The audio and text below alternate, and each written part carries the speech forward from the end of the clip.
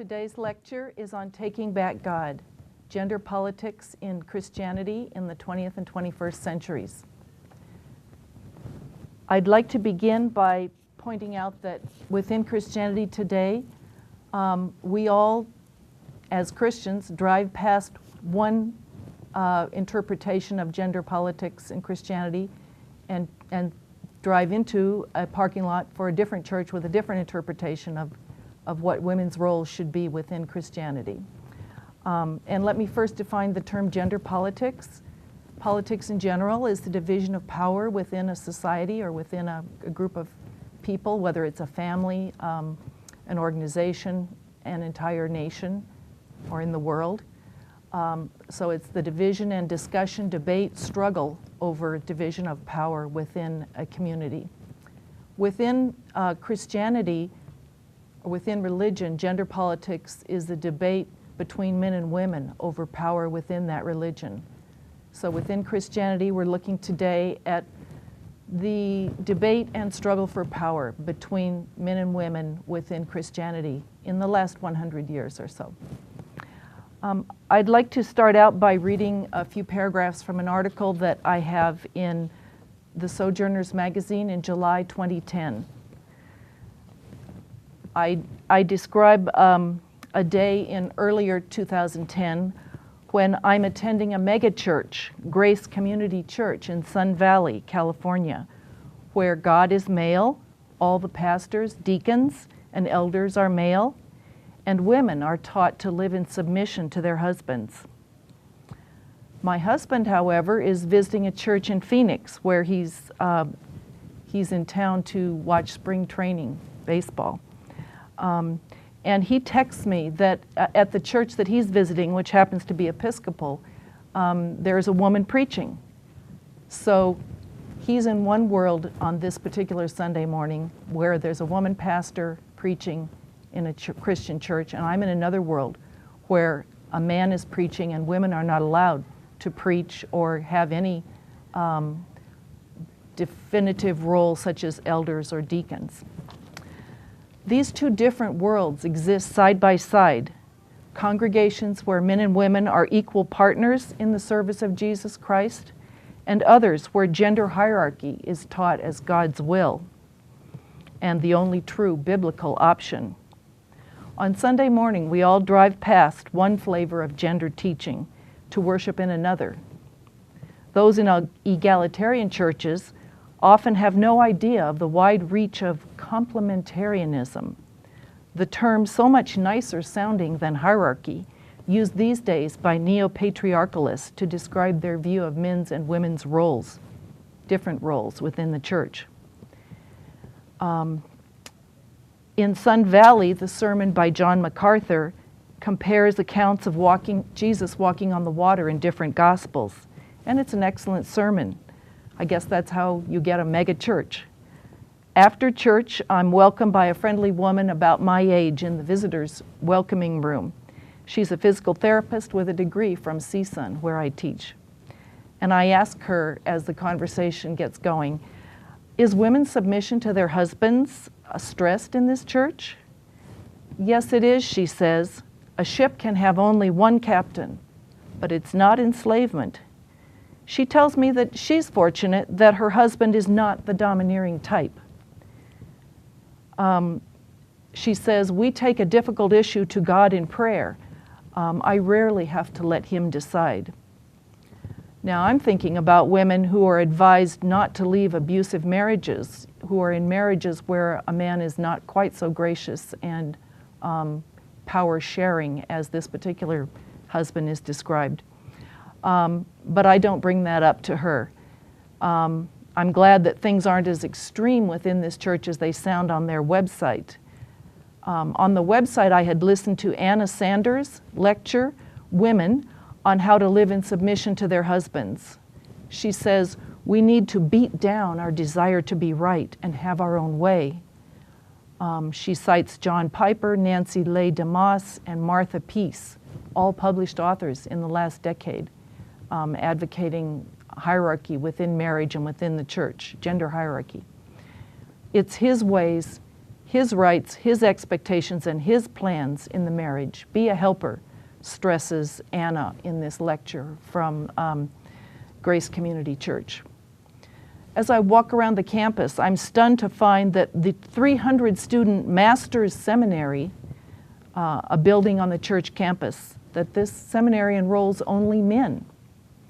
And I think about the Catholic Church, where women can study in the seminaries, and they can even teach in the seminaries, and they can become lay ministers doing religious education in hospital or in prison ministry with this education.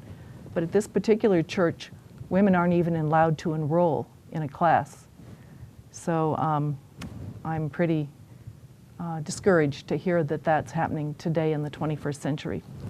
Anyway, there are these two different roles, and this is the Sojourners magazine, which has several articles on gender issues. One is titled, "Boys Don't Cry and Other Dangerous Lies." So let's discuss how we got to this position today, where there are some churches within Christianity where women do have fairly equal roles, and there are others where hierarchy is strictly enforced, gender hierarchy. I'd like to turn our minds to the late 60s and early 70s, when women began taking back God within Christianity. There were efforts made in the 19th century, and as we reviewed in previous lectures, there were efforts made from the first and second. There was definitely gender politics occurring in the first, second, and third centuries of the Christian church. And then there were women throughout the centuries who questioned the general assumption that men should have one role and women another. Christine de Pizan is one of these that stands out. When we get to the 19th century, there are a lot of women questioning, and that's covered in another lecture. When we get to the 20th century, we find a number of ways in which women are reclaiming Christianity, reclaiming their religion. One of their first steps is to take back the Bible. So Letha Scanzoni and Nancy Hardesty wrote a book called All We're Meant to Be. And originally its subtitle was A Biblical Approach to Women's Liberation. They wrote this book in 1974, when the term for feminism at that point was women's lib. The book came back in several incarnations up to today under a subtitle, Biblical Feminism for Today. All We're Meant to Be, Biblical Feminism for Today. So this book was the first thorough study of women's roles in church, family, society, home, within the Christian church, and its impact on society. This was a very important book. When I came across it in early September 1974, I was relieved to find that there were other Christians who felt that within a marriage that men and women could be equal, that the role of leader for the husband and submission for the woman was not the only interpretation of the biblical passages that could be adopted by a Christian, by a believer in the church today. The process of taking back the Bible within Protestant Christianity, particularly, which stresses the Bible more than Catholicism, which stresses tradition more, this process continued. An important book was Virginia Ramey Mollenkott, Women, Men in the Bible, looking at Paul and all the different passages about men and women. Another one was Man as Male and Female by Paul K. Jewett, a professor at Fuller Seminary. So he went through the passages and discussed how to handle the different Pauline statements about that seem to be indicating hierarchy as a biblical model. So he discusses that in great detail. Another early advocate for equality for women within the home and church and society was Patricia Gundry. She wrote Woman Be Free, Biblical Equality for Women. And she looks at all the Pauline passages and handles them in various ways. She also wrote Heirs Together, Mutual Submission in Marriage, where she looks particularly at Paul and particularly at Ephesians 5, and she highlights the first line of Ephesians 5. She highlights Ephesians 5:20 as opposed 5:20 or 5:21. Anyway, she takes a passage that many people just start with the line, "Women, be submissive to your husbands," and she points out the previous line, which says, "Be submissive one to another." So I'll just read that line. So the line that's usually quoted is Ephesians 5:22, "Wives, be subject to your husbands as you are to the Lord." And she points out that the whole passage starts with Ephesians 5:21, "Be subject to one another out of reverence for Christ." And then, "Wives to your husbands as to the Lord." Husbands, love your wives as Jesus did, including dying for them, which doesn't look like a very top hierarchical type of role. So she analyzes that in detail. We get other people who look at the Gospels and wish that there had been a gospel written from a woman's point of view. Miriam Therese Winter is one of those women who wrote a book called The Gospel According to Mary, a New Testament for women.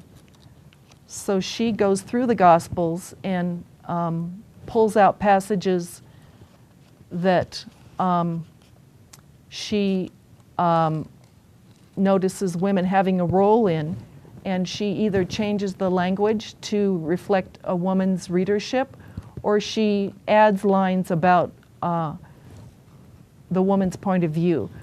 For instance, in the passage about the prodigal son, she calls it the delinquent daughter and her sister.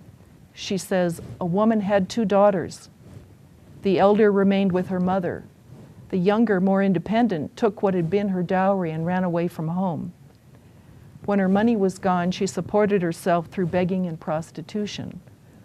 One day, penniless and pregnant and filled with remorse at her meaningless life, she made up her mind, despite her shame, to return home to her mother." So she continues that parable from a female point of view. Another interesting passage is the passage where Jesus says, "Let the little children come unto me." So she presents that passage in the Gospel according to Mary this way. She says, "There were always women with children in the crowds that came to Jesus, and women with children among his disciples. Some of the men found this annoying. The women would often place their infants in the arms of Jesus or on his lap, and he would cuddle them and bless them. One day when they had paused to rest, some women and children were approaching Jesus, when several of the men spoke sternly to them. But Jesus said, 'Let the little children come to me.'" So that's how she handles some of these passages that, as we have them, reflect a male writing them down and male interest in things. Another example is that when she's essentially using the biblical story from the first chapters of Luke, she says, "During the days of Herod, when Herod was king of Judea, and men alone were responsible for the things that pertain to God, there lived a holy woman whose priestly lineage went all the way back to Elisheba and Aaron. Her name was Elizabeth." And then she goes on with the story of the message to Elizabeth that she will have, the message to Zechariah that Elizabeth will have a child, John the Baptist, and the message to Mary that she will have Jesus. So this is an example of women taking back the Bible. Another example is a book by Elizabeth Schussler Fiorenza, In Memory of Her, a feminist theological reconstruction of Christian origins. So she takes women as mentioned in the Bible and in other early texts of the 1st, 2nd, and 3rd centuries, and she takes the few references there are as the tip of the iceberg for what was probably really happening. So she analyzes the existing passages, including the one, Mark 14:9, where a woman anoints Jesus prior to his death with a precious oil, and the disciples complain that it shouldn't have been wasted, the money should have been given to the poor. And she takes that quote, "Wherever the gospel is preached in the whole world, what this woman has done will be told in memory of her." So she writes, "In memory of her," taking back some of the early history of women that hasn't been recorded for us. Then we have a couple thousand years of history when women have had roles that haven't often been passed down to us today in the 20th and 21st centuries. Here's one little example of that, and this is a book by Nancy Hardesty called Great Women of Faith, and I'll just read some of the names that she has a chapter on each of these women.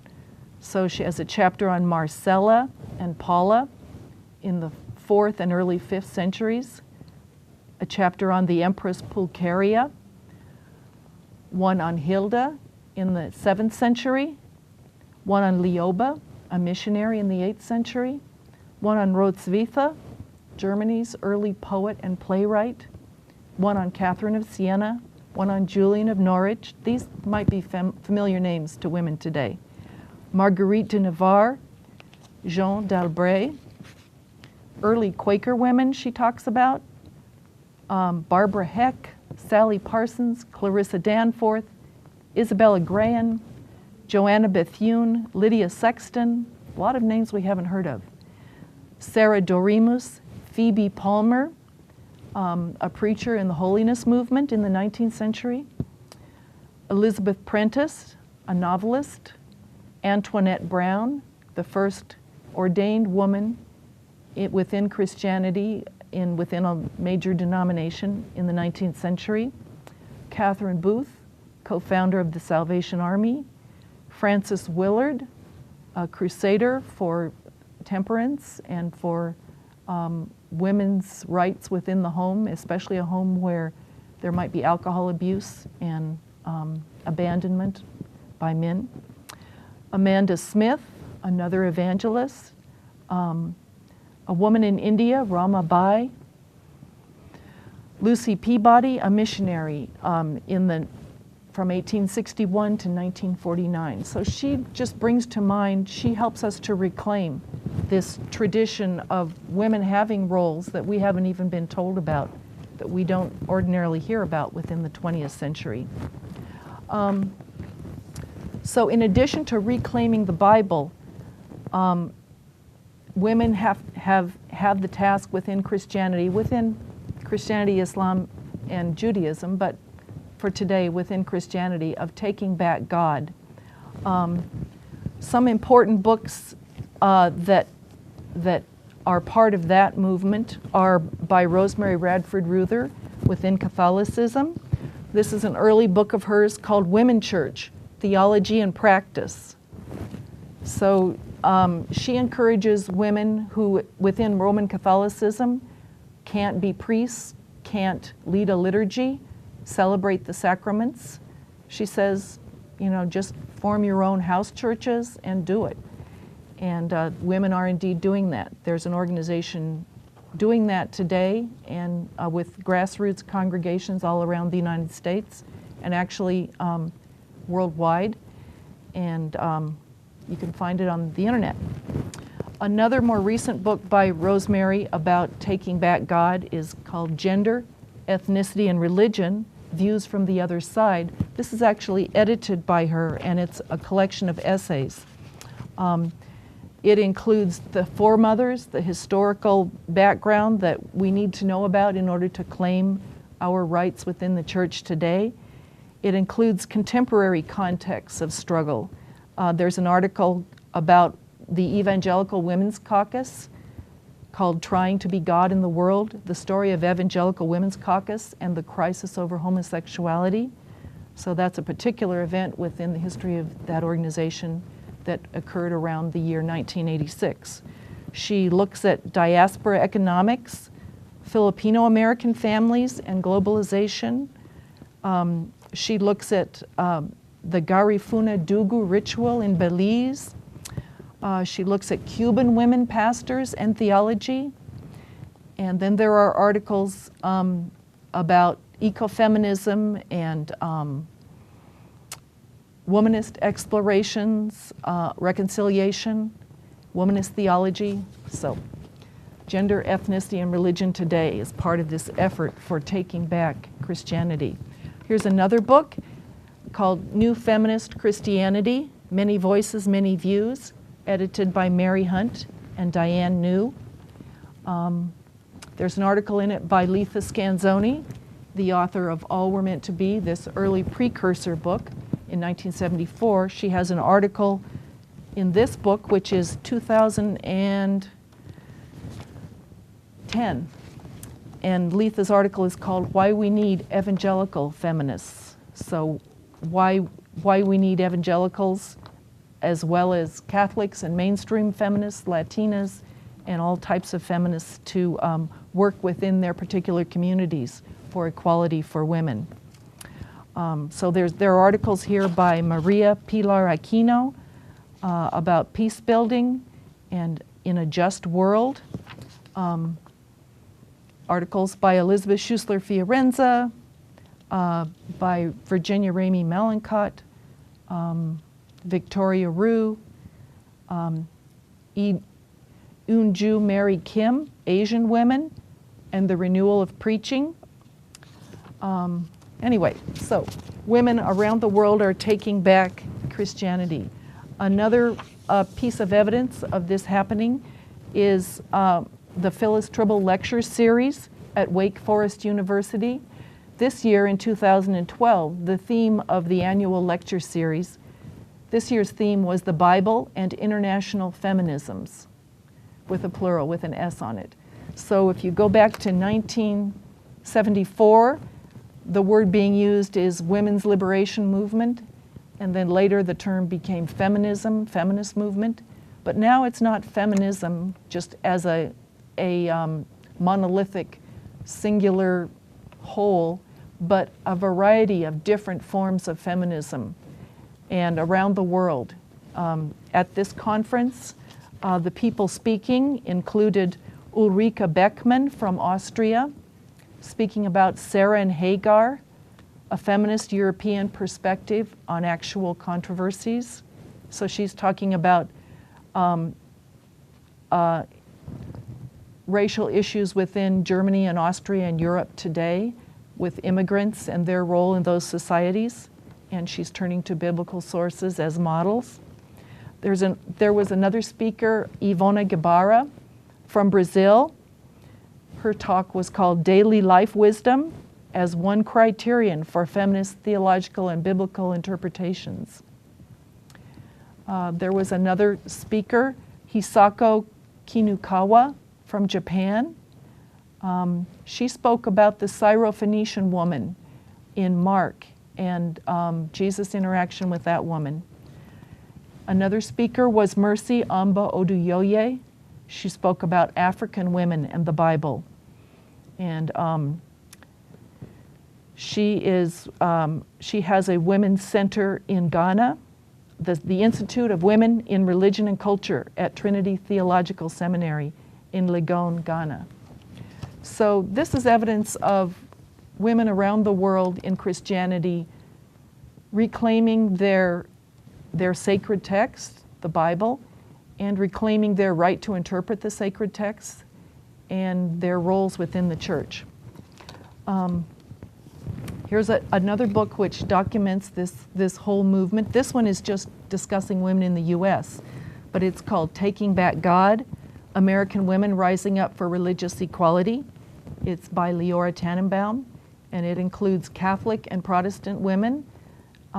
There's a chapter on Evangelical Women's Caucus, a chapter on, with also some mention of Christians for Biblical Equality, which is another movement that split off from Evangelical Women's Caucus and now holds conferences in various parts of the world and has a great website and a wide literature resource for people to order from online.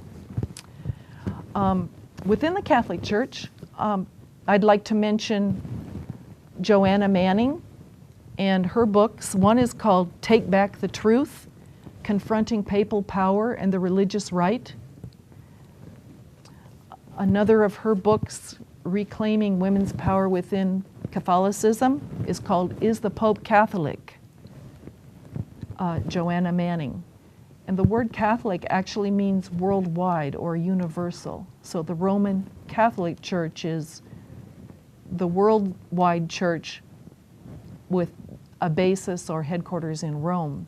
But she's asking, is the Pope truly Catholic in a sense of the small c? Is the Pope carrying a universal message and having universal authority with the kind of politics and hierarchy, particularly hierarchy of the genders within Catholicism today? Another example of women's efforts to regain equality within the Catholic Church is everyone's response to the sex abuse scandal within the priesthood. So here's a Time magazine article entitled, "Why Being Pope Means Never Having to Say You're Sorry: The Sex Abuse Scandal and the Limits of Atonement." So most women particularly feel that the Church has not handled this scandal well. The Roman Catholic Church is currently declaring excommunicated women who are ordained as priests. The Church has issued a ruling that anyone who ordains a woman and any woman who is ordained, by simply the act of doing that, are self-excommunicating themselves, both the person who does it and the person who receives the ordaining. So these women are excommunicated, and those who ordain them are excommunicated, but there has yet to be a single priest excommunicated for having committed sexual abuse on a child within the Church. So they are pardoned, forgiven, sent for rehab, defrocked maybe at most, but none of them has been excommunicated. So those are simply regaining the right to read and interpret and preach the text is one effort within women's effort today to take back God within Christianity. Another effort centers on the language used for God. We mentioned in the beginning of this course that each religion that we would look at who are the gods and goddesses. So within Greek mythology, within the Roman gods and goddesses, who are they? Within Egypt, who are the gods and goddesses? Looking at ancient Sumerian and Akkadian gods and goddesses. So when we look at Judaism, Christianity, and Islam, we see only one God, and a God who is primarily discussed in male terms, but who is also, in many passages in the Holy Scriptures, assumed to be gender-free or a non-gendered God. The problem is that culturally, there is no word it within Hebrew, and there is the word it within English, but culturally we have been looking at God as male and using the words he, him, king, father, Lord, instead of queen, mother, lady. Those sets of words have very different connotations. And so women are trying to take back the language used about God within Christianity. I'll give you some evidence of that process. One of the earlier books doing this at full length is 1993, The Divine Feminine, The Biblical Imagery of God as Female, written by Virginia Ramey Mollenkott. So she simply goes through all the passages in the Bible and looks at passages where God is described and portrayed in female terms. God as a woman giving birth and groaning in the birthing of her people. God as nursing mother. God as midwife. God as the Shekinah, the glory of God. Christ as female pelican. God as mother bear. God as female homemaker, female beloved, God as our Azer, Baker woman God in the parables of Jesus, God as Mother Eagle, God as Mother Hen in the words of Jesus, O Jerusalem, Jerusalem, would that I could have called you under my wing, as a chicken calls her chicks under her wing. God as Holy Wisdom, the female personified wisdom. So Virginia Mollenkott discusses God in female terms within the Bible.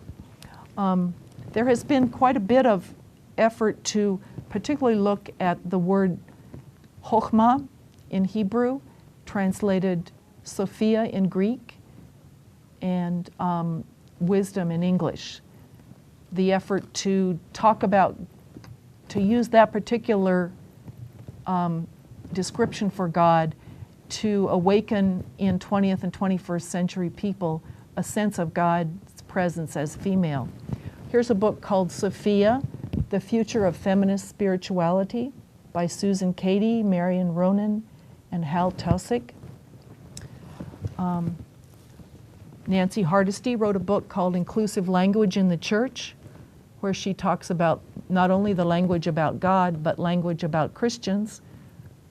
Why can't we say brothers and sisters instead of just, why can't we expand biblical passages that mention the brothers to brothers and sisters and men and women, and just generally try to make our language about God and about Christians more inclusive. Elizabeth Johnson wrote a very influential book called She Who Is, The Mystery of God in Feminist Theological Discourse. She's a Catholic theologian. She emphasizes that God is mystery, that we can't fully represent God by any one metaphor, whether it be father, shepherd, potter, king, whatever the metaphor might be. And she talks about the mistake of trying to think that we have captured all that God is with any one metaphor, and the mistake of dependency on the male metaphors when God is much more than anything that can be captured by using only male metaphors. Even the Bible tells us that. This book was very influential, She Who Is. So in its wake came books such as Prayers to She Who Is by William Cleary, with a foreword by Joan Chittister, one of the most prominent Catholic feminist nuns. Here's a book by Carol Christ called She Who Changes, Reimagining the Divine in the World. Carol Christ is more influenced by process theology and God as in process, and that's reflected in the title of She Who Changes. Here's a book by Elizabeth Schussler Fiorenza called But She Said, which again actually is about biblical interpretation and women saying but to male interpretation. But she does emphasize the word she. I'd now like to read a couple examples of changing language to reflect God as female. So instead of Psalm 23, one woman, I believe, it's Shelley Hamilton in a book called Birthings and Blessings, used this prayer for Psalm 23. God is our mother, we shall not want. She brings us rest, peace, and truth. For the sake of justice in the world, she calls us forth to be liberators.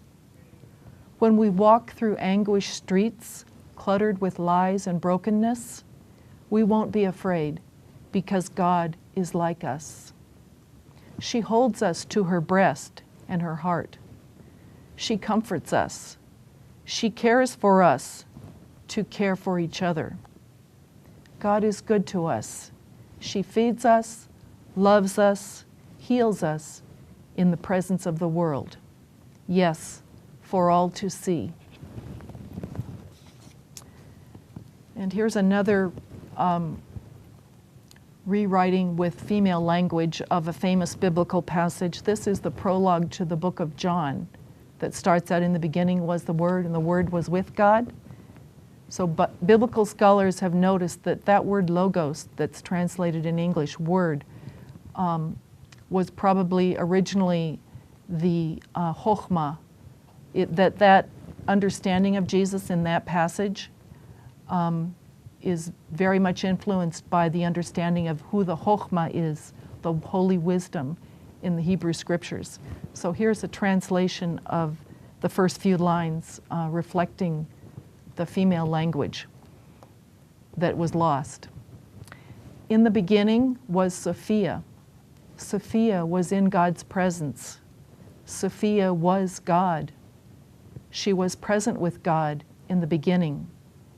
Through Sophia, all things were made.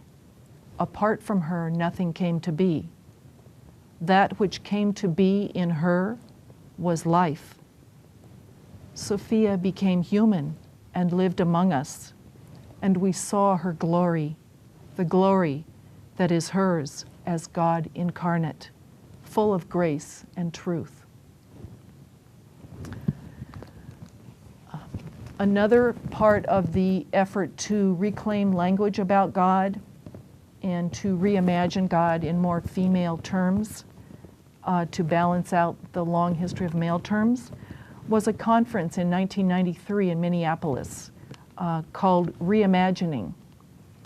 And at this conference, I think a couple of thousand women were present, and they celebrated liturgies and sang songs and heard talks and worshiped together. For some reason, this Reimagining conference became very controversial, probably simply, although there were some liturgies that included honey and perhaps an apple or something instead of just bread and wine as another way of coming close to God. But probably the most controversial aspect of the conference was simply using the word Sophia to pray to God, using a female term for God. There was a real backlash against this conference. The Presbyterian Church had been one of the sponsors of the conference, and that backlash occurred within that church and within many Protestant groups within Christianity who looked at that conference and said, that is worship of a goddess. It's not worship of the God of the Bible. So they were unable to see God in female terms as the same God. They felt that it was heresy, that it was some kind of worship of a goddess, because the language was used as a female language. But they took that to mean a different being, not really understanding that in monotheism, God has many names, and those names do include female names.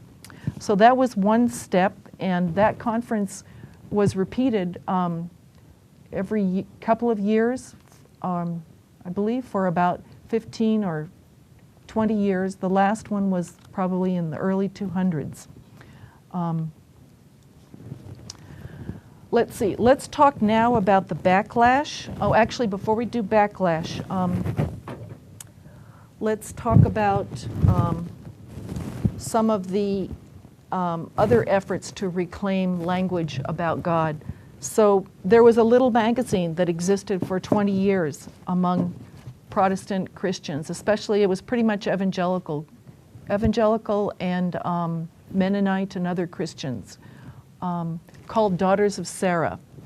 And this little magazine came out of Chicago, and the title tells you that instead of emphasizing within Christianity the wonderful status of being sons of Abraham, that we could also look at being daughters of Sarah and look at ourselves as in the tradition of our Christian heritage and the Jewish scriptures, and reclaim Sarah as a foremother and ourselves as following in her footsteps. So these came out about 4 times a year, maybe more, and there were conferences, and here is a t-shirt proclaiming Daughters of Sarah as an entire movement and way of expressing one's Christian understanding of oneself.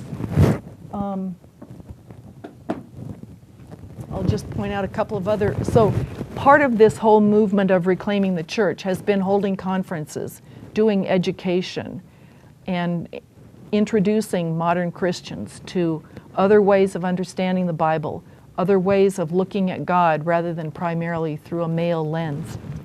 So here's a t-shirt reflecting the Catholic movement. The t-shirt says ordain women as Roman Catholic priests, and it says it in German, ordinieren sie Frauen, in Spanish, ordenen mujeres, in Polish, in all kinds of languages, Italian. On the back it has a sign that was posted in Chicago and also was put in Rome as a banner across the street. This was a sign that said, "You're waiting for a sign from God? This is it. Ordain woman, ordain women." So for people who said, "Oh, we can't do that because we need a sign from God," well, women's organizations, including primarily the Women's Ordination Conference, got together the money and bought a billboard and put up a sign to say, "This is the sign from God."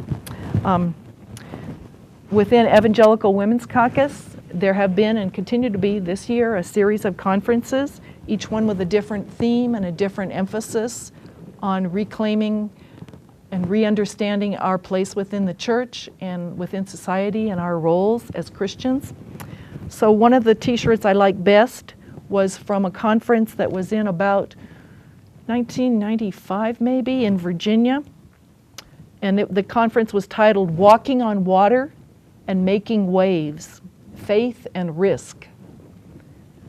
So I remember at one point in 1975 when I was in a Presbyterian church in Berkeley, California, asking why out of 30 elders that governed the church, only 3 were women, and could we maybe nominate a few more and try to elect a few more women? And I was told, well, by the pastor, well, sure, that's a good idea, but I can't, the pastor said, I can't do much about it because I don't want to make waves.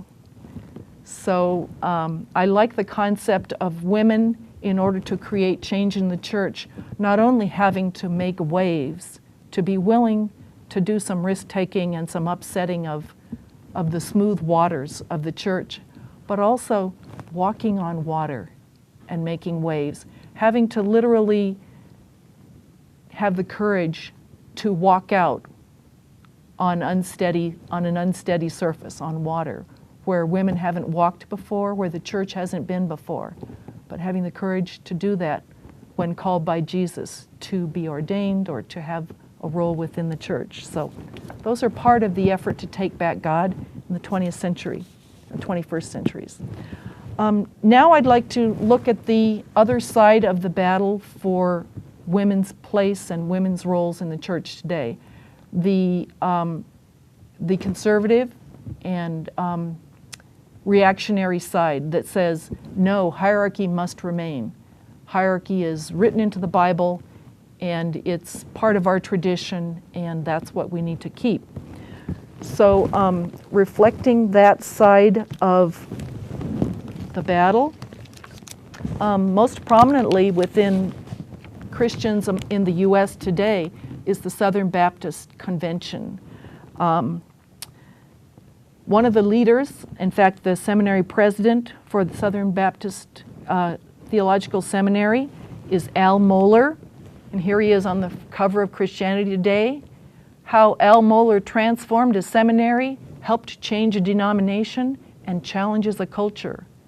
Al Mohler as the reformer. So he's part of those Southern Baptists who in the year 2000 voted that women could not be pastors, that those who had been ordained by different Southern Baptist churches had to give up their roles as pastors and go to hospital ministry or prison ministry, that there could no longer be a church in the Southern that was a member of the Southern Baptist Convention with a woman as pastor. So that was a real watershed moment when the gradual movement toward having more roles for women within the Southern Baptist worship made a decision the whole convention made a decision to turn that back and to change it.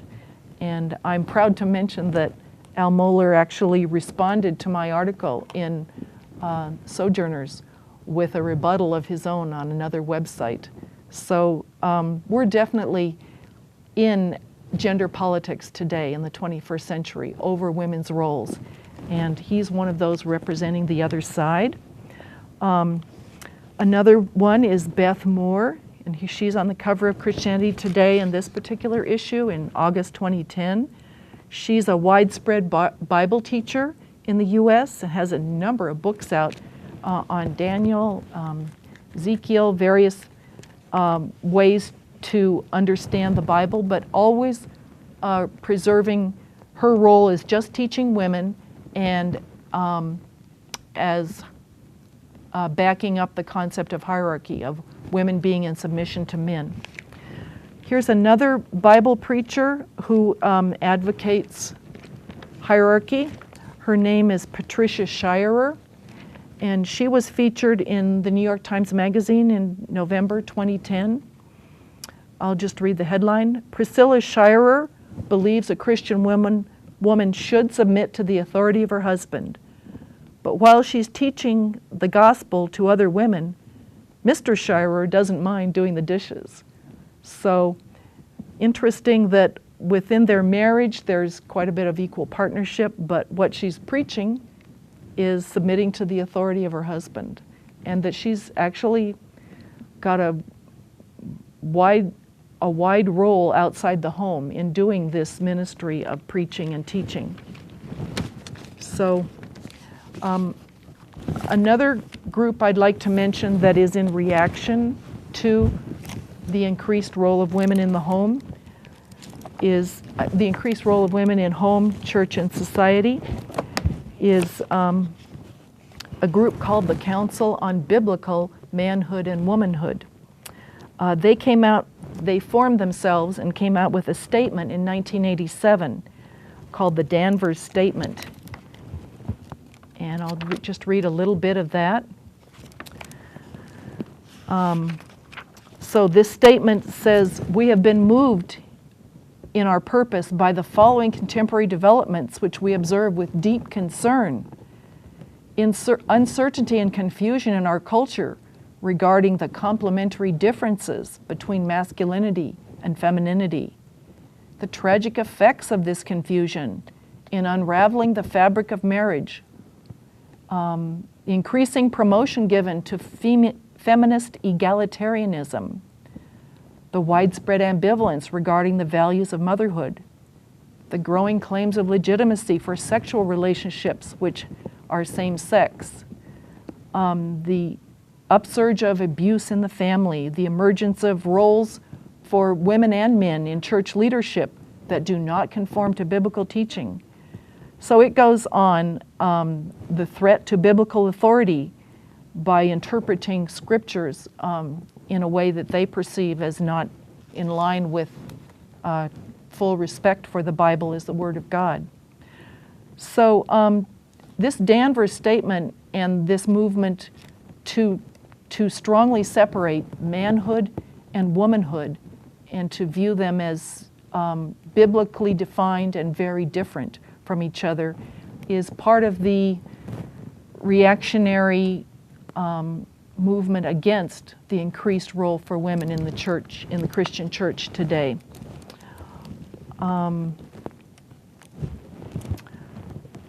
Here's another book on this same subject, but it's from a feminist point of view, but it's called Religious Fundamentalisms and the Human Rights of Women. And this particular book looks at fundamentalism within Islam, within Judaism, within Christianity, and looks at gender apartheid within each of these religions, within a minority fundamentalist community, and looks at the whole issue of viewing men and women as extremely different and with different roles. So at this point, I'd like to define the term essentialism. We've come across that term before in this course. But essentialism within gender studies is the view that men and women are essentially very different. If you could distill all women or a woman down into a single drop and distill all men or a man down into a single drop, those two drops would be very different. So men and women at their core are essentially very different. That is essentialism. The opposite view is called non-essentialism. The view that men and women are primarily 98% similar, that we do have genetic and gender differences necessary for the procreation of the human race, but that in terms of our thinking and our abilities and our beings as humans on this earth, that we're more similar than different. So those are the two views, essentialism and non-essentialism. Within essentialism,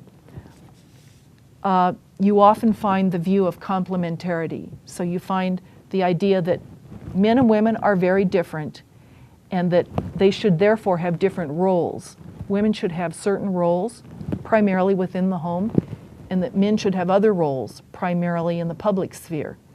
And that together, everything gets done.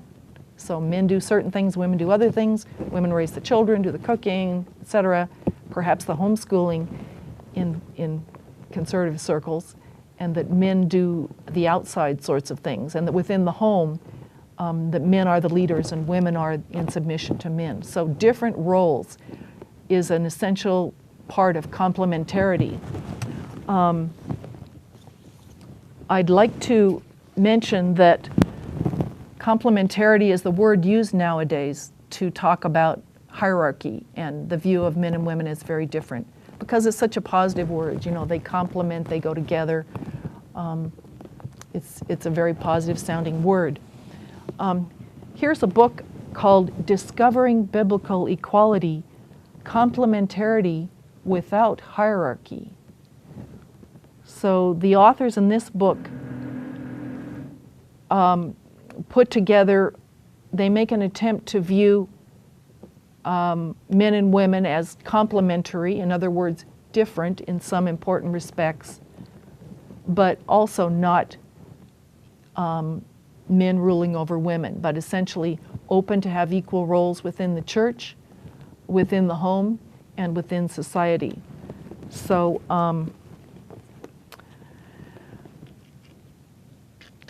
this book goes into, it tries to claim that it's possible to have women and men as very different, but also have them as different but equal. There are those of us on the other side of the culture war who see the very idea of complementarity and as dangerous if you stress the differences, because it's hard to have separate but equal. Separate but equal didn't work out so well between the races after the Civil War, when the South particularly tried to say, okay, you're equal now, but stay in your own drinking fountains, parts of the buses, restaurants, and don't mix. So separate but equal is a concept that is put forth in this book, and complementarity without hierarchy. But it's part of the whole battle today. Here's another book by Philip Payne called Man and Woman, One in Christ, an exegetical and theological study of Paul's letters. So this is the other side of the position. This is a very recent and large book. It's 2009, looking at all of Paul's writings and trying to understand what those difficult passages really meant in the first century, and the others, Timothy and others that were written in the second century, and what implications they should have for today, what the vocabulary was, and how to interpret it for today. And this definitely comes out with men and women as the cover shows. There's Paul, and I believe the woman is an early queen or empress. So I actually don't remember who the woman is on the cover. But an attempt to show women as important in the church and Paul as supporting that equality for women within the church. So that's an introduction to the battle for equality for women within the Catholic and Protestant Christian churches today. I haven't talked about the Orthodox churches. Those churches are just beginning to start this discussion and to get into this debate. Women are still not allowed to be priests in the Orthodox branch of Christianity. But they're not quite there isn't as big a movement fighting for equality as there is within Catholicism. So we have women taking back God in many ways in Christianity in the 20th and 21st centuries, taking back language about God, taking back God's Word, the sacred texts, and taking back the right to interpret them and read them and apply them today, taking back the rights to roles within worship, to lead liturgies, to be a part of the sacraments in terms of celebrating communion and not just receiving communion, celebrating the other liturgies, the other sacraments of baptism, marriage, and other sacraments. So that battle is continuing today, but there is definitely a fundamentalist reactionary backlash saying no, hierarchy is God's plan forever, and it's reflected in the Bible, and this is the only way to interpret the Bible. So that's a summary of gender politics in Christianity today. Thank you.